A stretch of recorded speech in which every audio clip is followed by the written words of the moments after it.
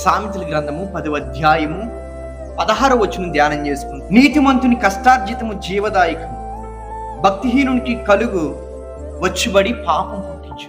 ఎప్పుడైతే నువ్వు భక్తిహీనతతో సంపాదిస్తావో, భక్తి లేకుండా సంపాదిస్తావు, ఏంటంటే పాపం. చాలా మంది చూడండి, ఆదివారం మందిరానికి రారు కానీ పనికి వెళ్ళిపోతారు.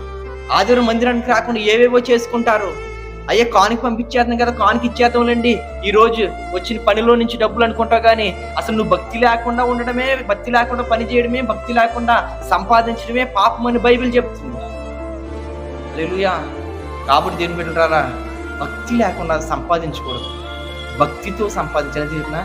ఎప్పుడైతే నువ్వు భక్తిని కోల్పోతావో అప్పుడే నీ సంపాదనకు అన్యాయం వస్తుంది, అక్రమం వస్తుంది, లంచానికి లోబడిపోతావు, అనేకమైన విషయాల్లో పాపంలో పడిపోతావు సంపాదన ద్వారా. అది నువ్వు భక్తి కలిగి సంపాదిస్తే లంచానికి లోబడవు, ఎందుకంటే నీలో దేవుని భయము, భక్తి ఉంటుంది కాబట్టి.